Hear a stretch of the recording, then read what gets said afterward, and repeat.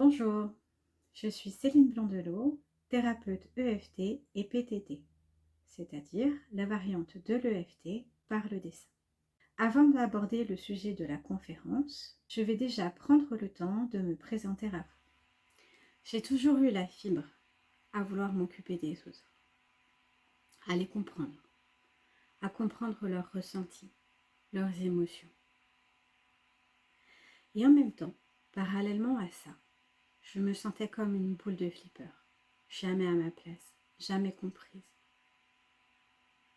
J'ai longtemps supporté mes émotions, mes ressentis, parce que je fais partie de la famille des gens hyper émotifs, hyper esthétiques, hyper sensibles. Et cette part de moi, je l'ai supportée pendant 40 ans de ma vie. Aujourd'hui, j'ai 48 ans et je peux vous dire que je vis extrêmement bien mon hyperesthésie, mon hypersensibilité. Mais ça n'a pas toujours été le cas. J'ai fait, comme peut-être beaucoup d'entre vous, plusieurs épisodes dits dépressifs. Tout simplement parce que le corps médical ne comprenait pas ce que je vivais. J'ai consulté, certainement comme beaucoup d'entre vous, diverses thérapeutes, conventionnels, psychologues, psychiatres, ou non, acupuncteurs, homéopathes, kinésiologues, reiki, etc.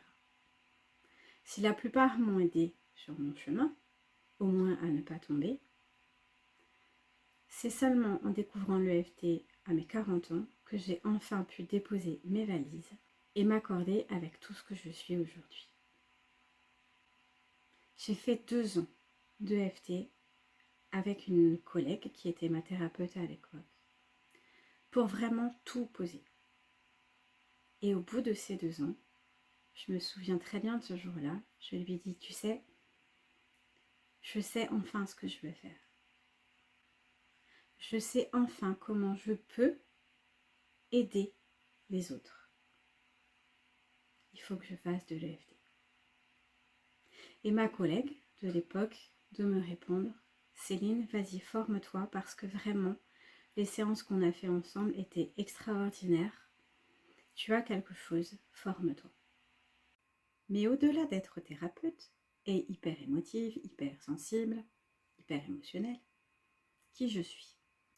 Eh bien, je suis avant tout une humaine. Je suis une femme, je suis une compagne, une maman, et je suis aussi une personne qui a cumulé beaucoup d'emplois dans sa vie. Aujourd'hui, de par ce que je suis, j'ai 2 travails qui s'équilibrent, qui m'équilibrent l'un l'autre. Je suis thérapeute et je suis fleuriste. Peut-être que vous allez penser que c'est un grand écart. Et pourtant, j'en ai besoin pour m'équilibrer émotionnellement. Être thérapeute à temps plein serait trop pesant pour moi. J'aurais besoin de me nourrir physiquement, de réaliser des choses. Être fleuriste à temps plein serait trop pesant pour moi.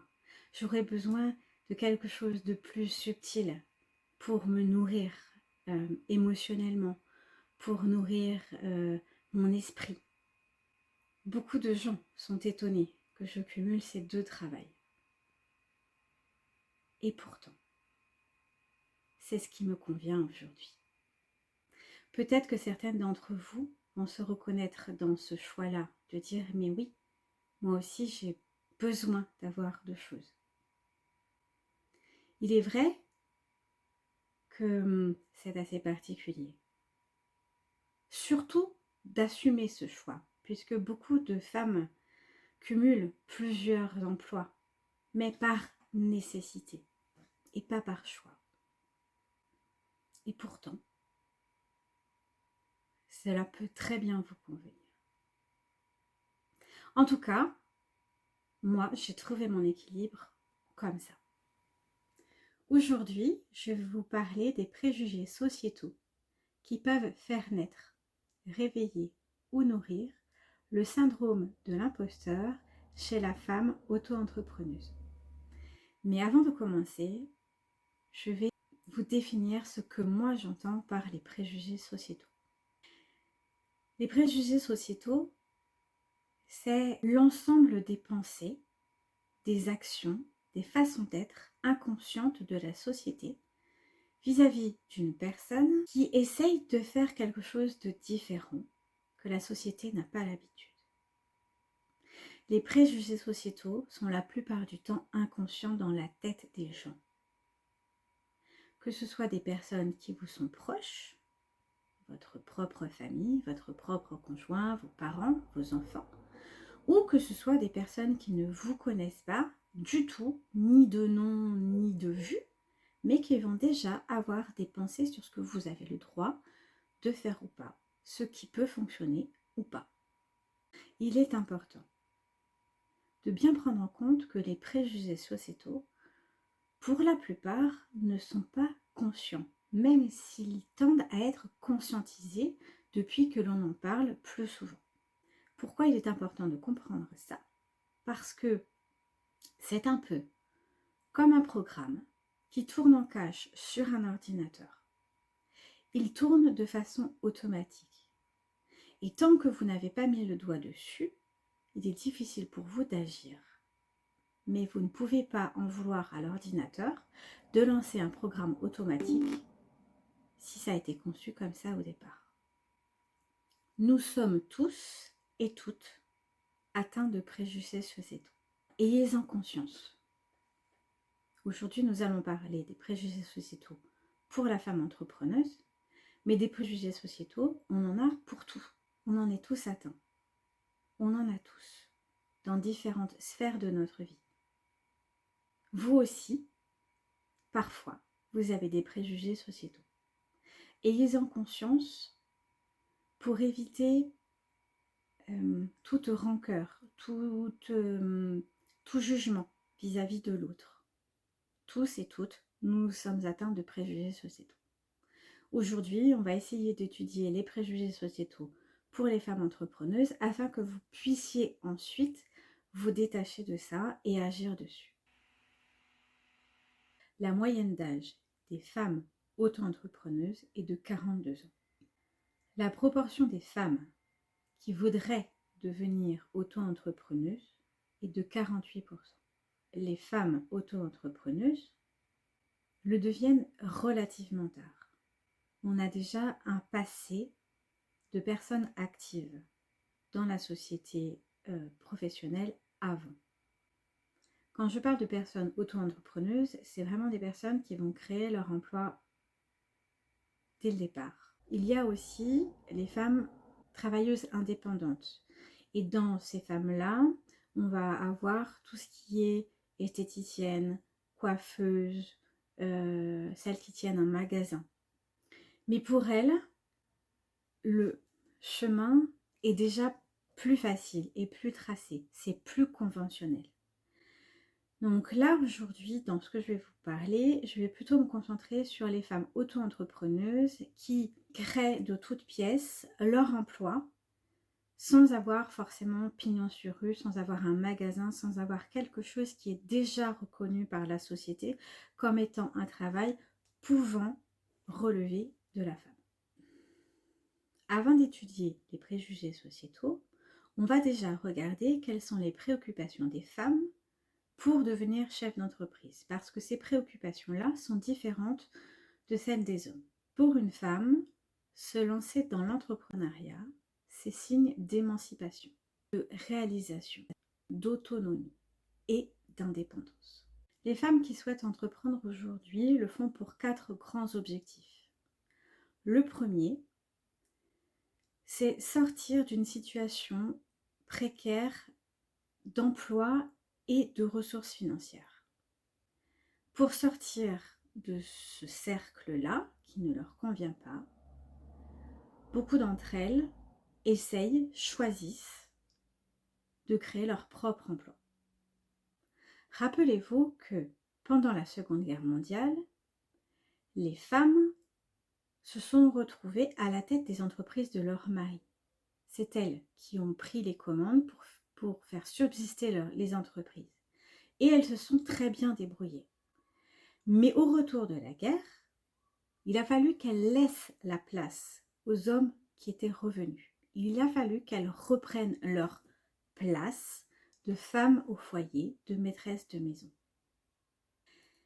Il ne leur a pas été possible, à cette suite-là, de travailler en concertation avec leur mari. Elles n'ont pas été intégrées pour la plupart. Sauf que certaines d'entre elles ont quand même dû rester à la tête de l'entreprise parce que leur mari, leur père, leurs frères ne sont pas revenus. Mais pour elles, le travail a été long de reconnaissance parce que tous les hommes qui sont revenus travailler les ont écrasés, ont eu du mal à leur faire place et à les accepter. Aujourd'hui, le carcan des hommes à la tête des entreprises tend à craquer. Mais le chemin est encore long et difficile, bien qu'il soit plus simple aujourd'hui qu'il n'y a serait-ce que 10 ou 20 ans.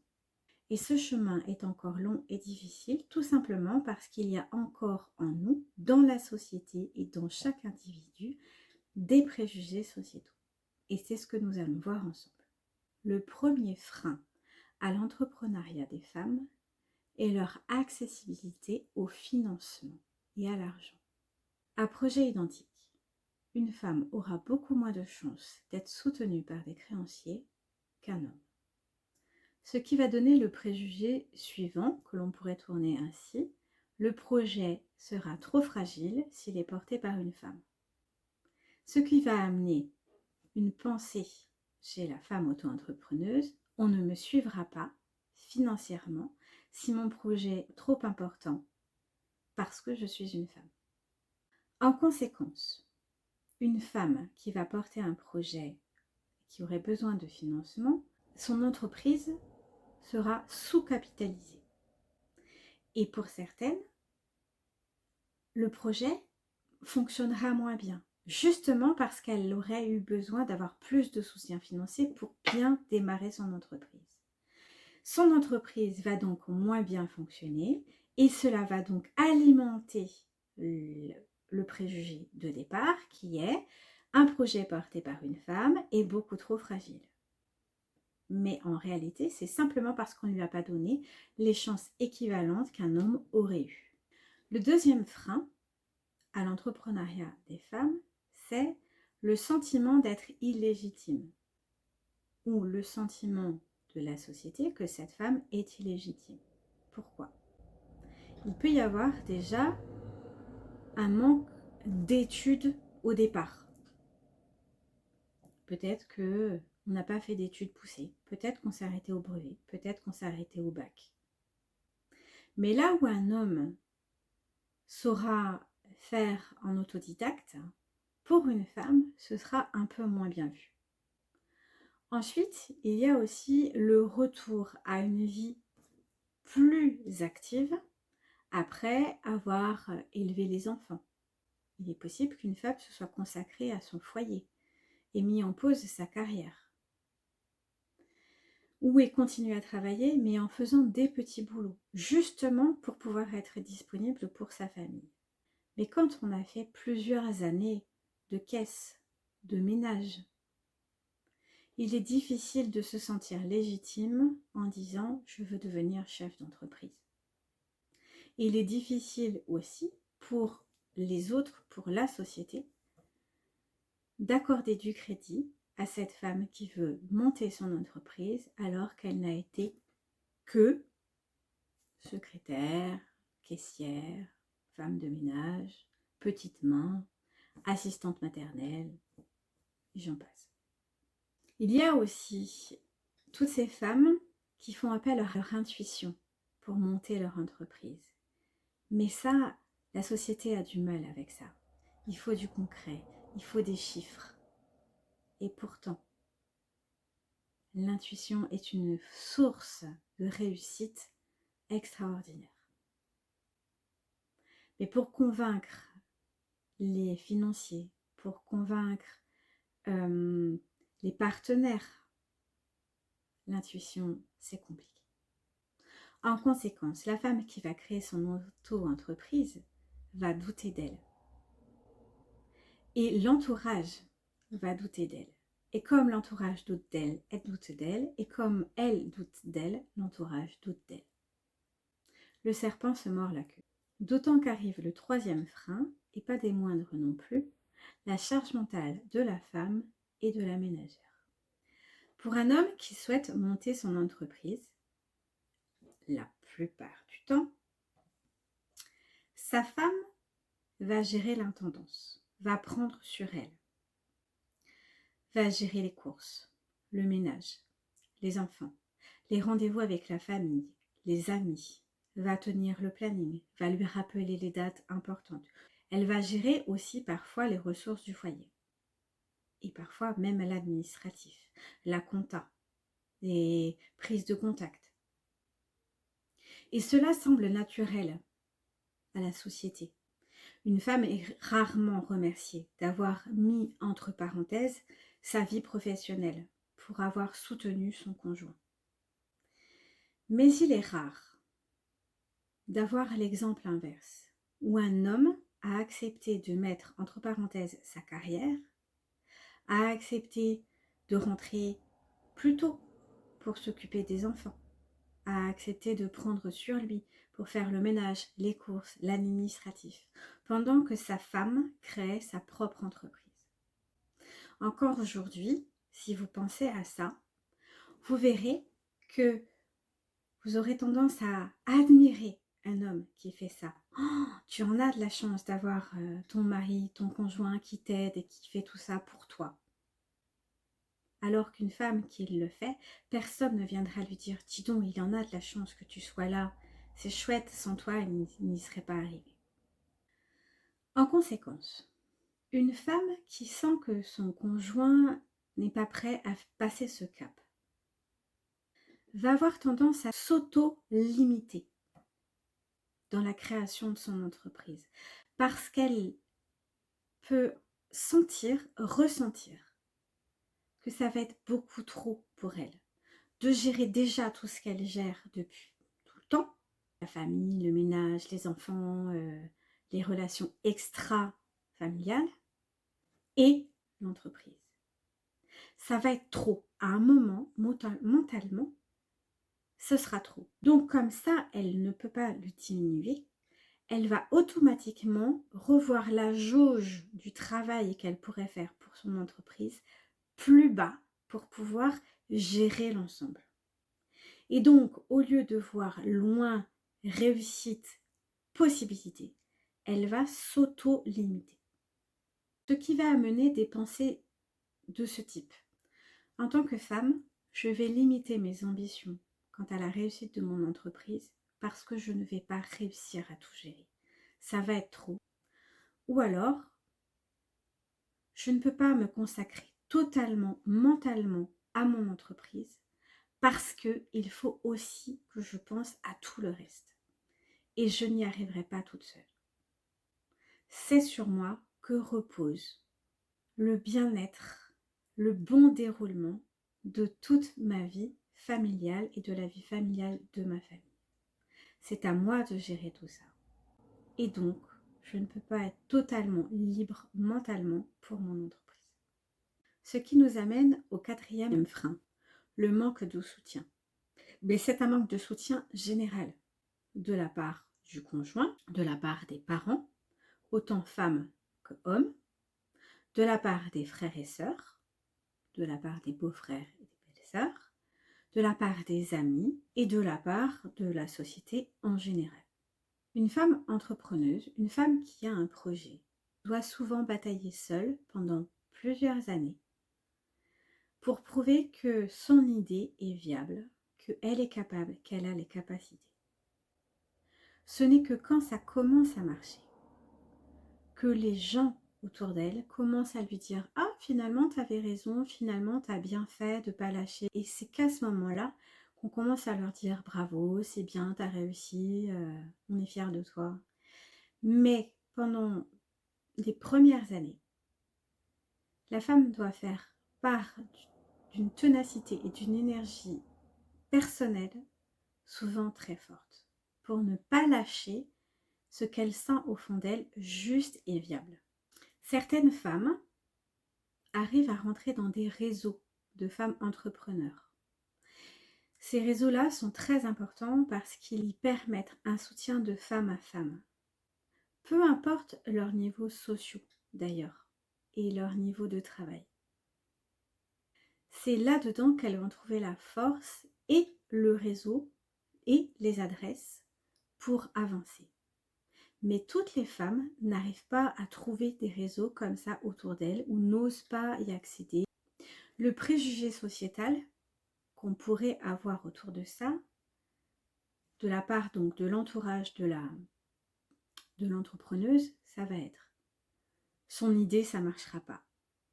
Mais bon, laissons-la faire, elle verra bien qu'elle s'est cassée la figure et elle reviendra d'elle-même dans le salariat normal.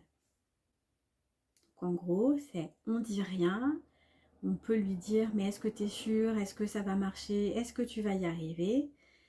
On la laisse faire, on se dit que de toute façon, elle reviendra bien à la réalité, elle réatterrira et elle reprendra un petit boulot comme la société le lui demande. Ce qui va nous amener à la pensée suivante chez la femme. Si personne ne me soutient, c'est peut-être que mon projet est nul. Si personne ne me soutient, c'est certainement que j'ai tort. Et parfois pour certaines, ce sera suffisant pour arrêter le projet. Ou ce sera suffisant pour qu'elles n'aillent pas chercher les bonnes ressources, les bons soutiens pour aller plus loin. Ce qui nous amène au 5e frein, le sexisme et le machisme. À projet équivalent et novateur, l'idée d'une femme sera plus facilement prise comme farfelue, irréalisable. Alors que si ce même projet est présenté par un homme, il sera plus vu comme porteur de projet, novateur, ce qui nous ramène aux freins que l'on a vus précédemment, le 4 et le 1, le soutien financier et le soutien moral. À partir du moment où une femme présente un projet qu'on n'a pas l'habitude de voir, elle sera forcément moins soutenue moralement et économiquement qu'un homme. Dans le côté sexisme et machisme, on a aussi la société a un préjugé qui est que si une femme réussit relativement bien, relativement vite, c'est qu'elle a forcément usé de ses charmes ou de manigance. Alors qu'un homme qui réussit sera admiré, respecté, pas de souci. La femme donc sera moins valorisée pour ses capacités de chef d'entreprise à réussir son projet. Sur un autre point, un homme qui sait ce qu'il veut, qui dirige son entreprise, qui met les points sur les i, sera respecté. Il sera vu comme un décideur, quelqu'un qui sait ce qu'il veut. Une femme qui a exactement la même attitude, qui met les points sur les i, qui sait dire non, qui sait dire moi je veux ça, c'est comme ça, sera plutôt vue comme une castratrice, une pénible, une capricieuse, une femme dangereuse, dont il faut se méfier. Ce qui peut nous amener dans l'inconscient féminin à une pensée de ce type. Si je deviens une femme d'entreprise forte et indépendante, je risque de devenir une sorcière dans la société. Je risque d'être rejetée. Plus personne ne m'aimera. On risque de parler dans mon dos. Je risque de perdre mes amis. Est-ce que cela en vaut le coup? Il vaut peut-être mieux que je ne réussisse pas si bien que ça. On en arrive au dernier frein, l'argent, la femme et l'homme. Dans un couple, une femme a-t-elle le droit de gagner autant, si ce n'est plus, que son conjoint? Si on pose cette question aujourd'hui dans la société, une femme a-t-elle le droit de gagner plus ou autant que son conjoint? On vous répondra oui. Et pour autant, est-ce que cela est bien vu? est-ce qu'il n'y a pas dans l'inconscient un petit quand même, elle gagne plus que son mari, ça craint, le pauvre.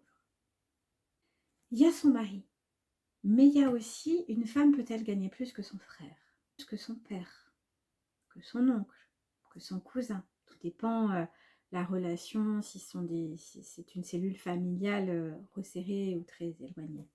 Est-ce que c'est bien vu? N'oubliez pas qu'en France, une femme n'a le droit de disposer de son propre argent, d'avoir un compte bancaire, de faire ses propres chèques, que depuis 1965. Cela ne fait que 60 ans. Ce qui veut dire que pour une femme de 48 ans, sa propre grand-mère n'avait pas accès à son compte bancaire personnel jusqu'à un certain moment de sa vie. Ce n'est pas si loin que ça. De là à penser qu'une femme peut gagner plus que son conjoint, que son mari, que la figure paternelle de la famille, c'est encore compliqué dans l'inconscient, d'accord? Dans les préjugés sociétaux. L'homme est encore dans l'inconscient collectif perçu comme étant celui qui ramène l'argent au foyer. Ce qui peut amener dans l'inconscient de la femme des pensées telles que mon mari, mon conjoint, mon père, mon frère vont-ils accepter, apprécier que je ramène plus d'argent qu'eux? Est-ce qu'ils ne vont pas se sentir diminués, rabaissés par ma réussite? Est-ce que je ne vais pas leur faire de l'ombre, porter atteinte à leur amour-propre? Et parfois, de façon totalement inconsciente, en tant que femme, je vais me limiter dans ma réussite, tout simplement parce que je ne veux pas faire de peine, porter atteinte aux hommes de ma famille. Donc, je ne vais pas me donner toutes les chances de réussite pour qu'il n'y ait pas de mauvaises conséquences par ricochet sur les hommes de ma famille. Quant à l'argent, la femme et l'homme, puisque toutes les femmes ne sont pas en couple. Comment peut être perçue une femme qui gagne de l'argent, qui est chef d'entreprise et qui est femme solo? Elle peut attirer la jalousie de ses concurrents, de ses concurrentes, de femmes aussi qui n'ont pas osé monter leur propre entreprise. Elle peut être la cible de remarques sexistes, d'autant plus qu'elle n'est pas en couple. Ce qui peut amener dans la tête d'une femme qui voudrait réussir, si je veux garder une place dans la société, si je veux garder des amis,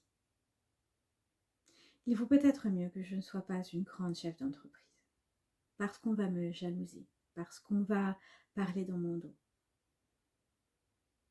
Je préfère être acceptée que de réussir mon projet. Vous aurez peut-être d'autres préjugés sociétaux à rajouter. Mais voilà déjà une première grande liste. Ces freins-là, ces préjugés sociétaux, comme je vous le disais au début, sont pour la plupart inconscients. Ils tournent en boucle dans notre société. Parce qu'on en prend conscience, on peut agir dessus. Mais le chemin est encore long.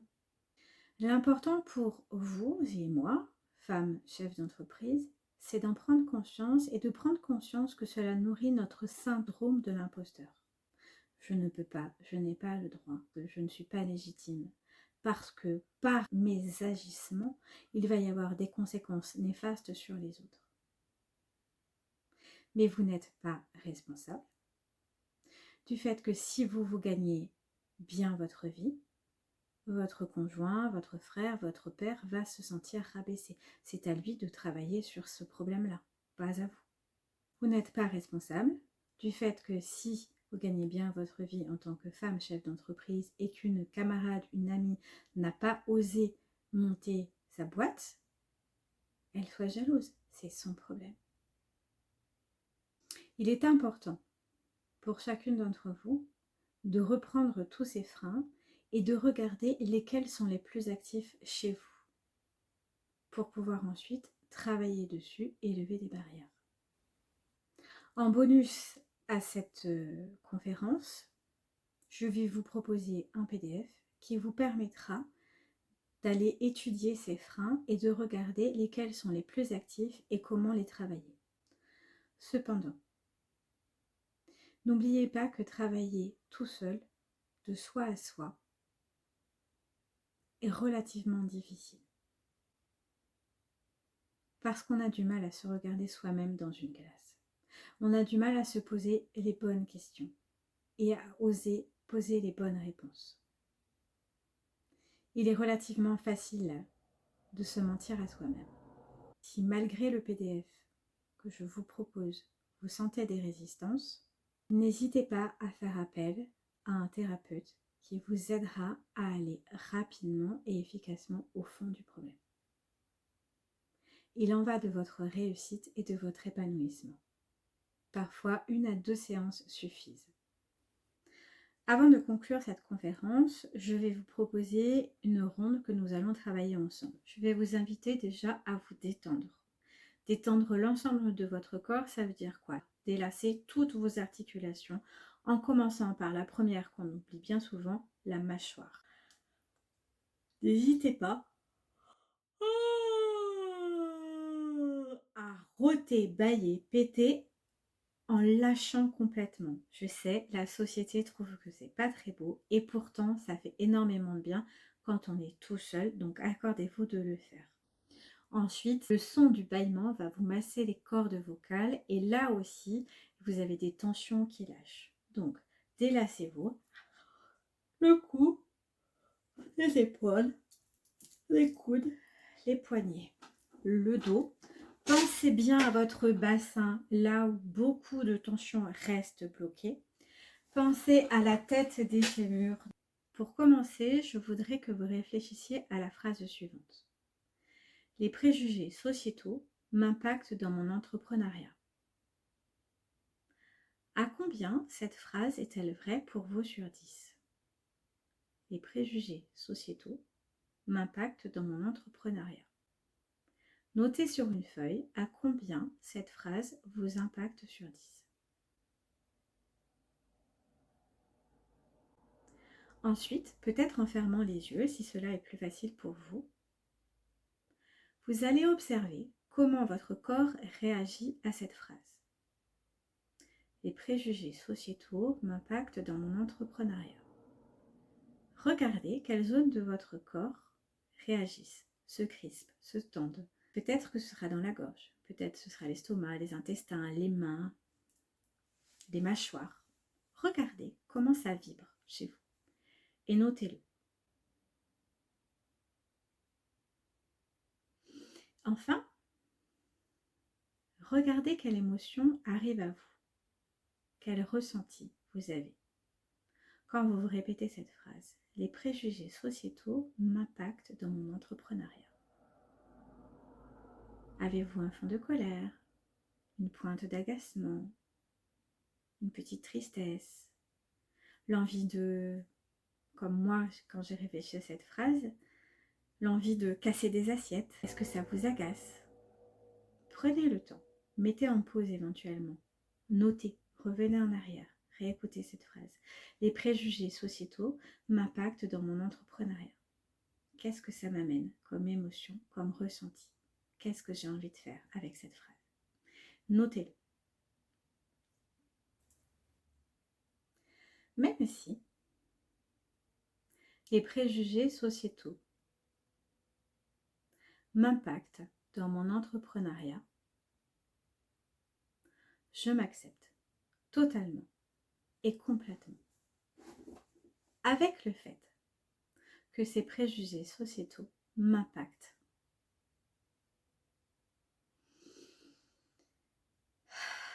Même si les préjugés sociétaux m'impactent dans mon entrepreneuriat, je m'accepte totalement et complètement. Avec le fait que je suis impactée par ces préjugés sociétaux. Ces préjugés sociétaux m'impactent.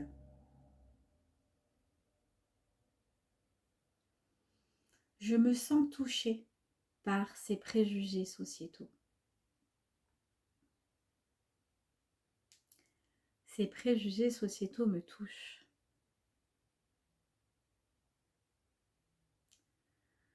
Je suis impactée par ces préjugés sociétaux.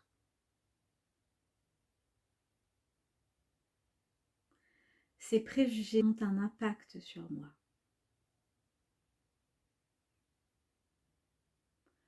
Je suis sensible à ces préjugés sociétaux.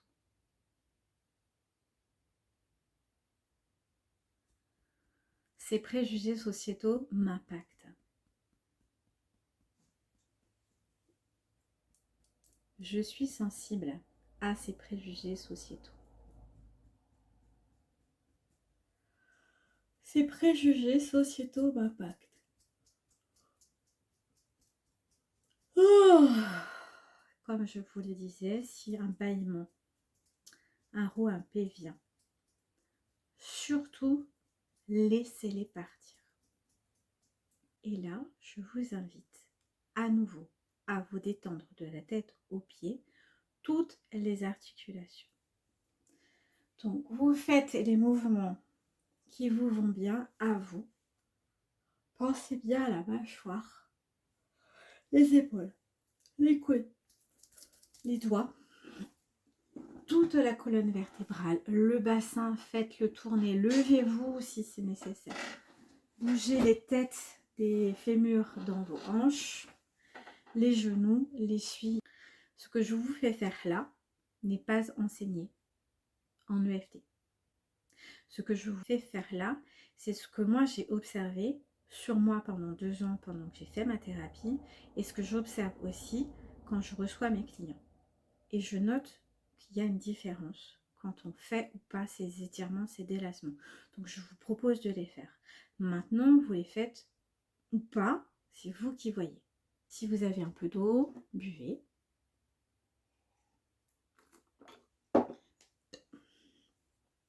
C'est pas très glamour, mais voilà. Petit ressort. Il y a des tensions qui lâchent.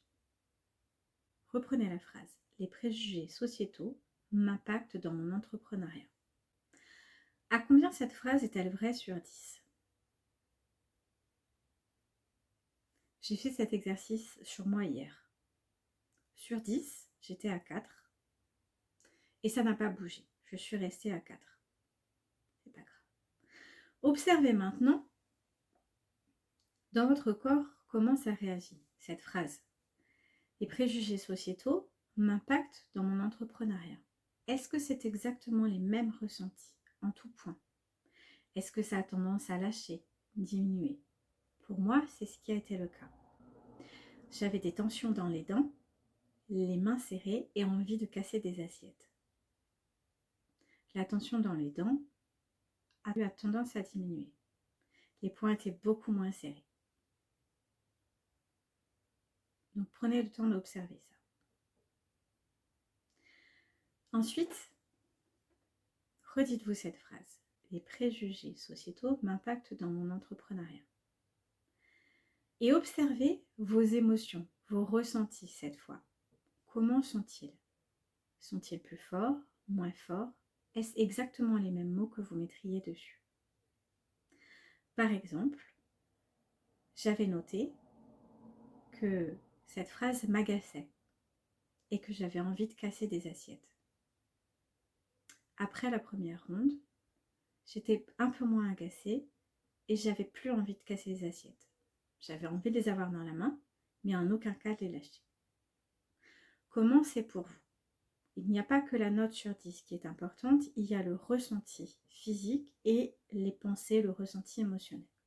Nous allons refaire une ronde. Mais si je sens bien que je suis encore impactée par ces préjugés sociétaux, je m'accepte totalement et complètement. avec le fait que je suis impactée par ces préjugés sociétaux. Même si je sens bien que je suis encore impactée par ces préjugés sociétaux, je m'accepte totalement et profondément avec le fait que je me sens impactée par ces préjugés sociétaux.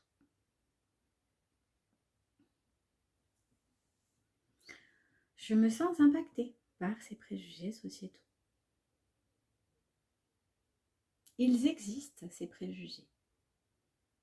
Et ils ont un impact sur moi.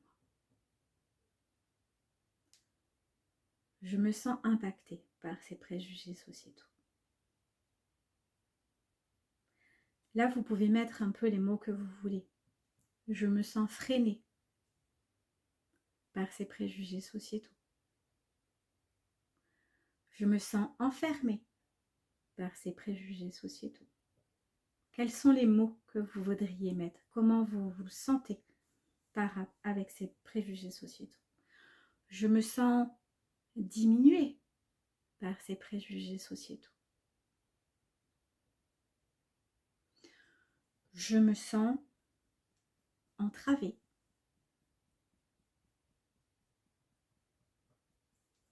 Je me sens impactée par ces préjugés sociétaux. Je reconnais qu'ils ont un impact sur moi. Détendez-vous.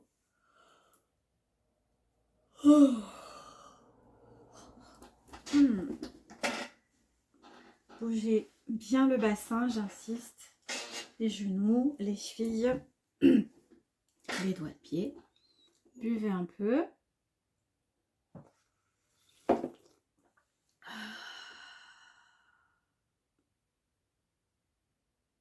Observez cette phrase. Je me sens impactée par les préjugés sociétaux. À combien c'est vrai sur 10? Peut-être que au niveau du chiffre, ça ne bouge pas en soi. C'est peut-être normal parce qu'il peut être important après d'aller voir quel préjugé sociétal vous bloque complètement. D'accord?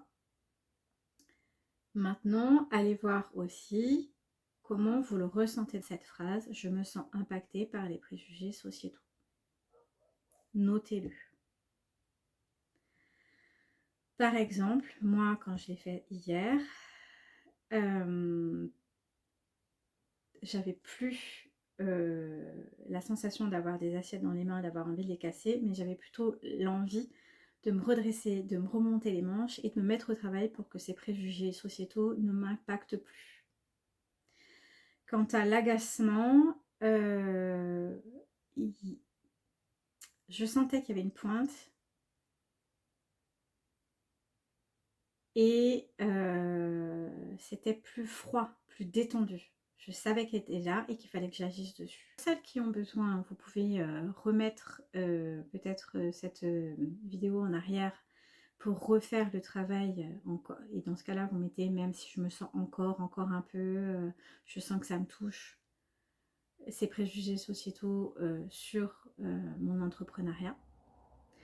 Pour les autres et pour celles qui ont envie, je vous invite à travailler avec le bonus PDF qui sera dans le pack pour aller travailler plus précisément sur quel préjugé sociétal vous impacte le plus.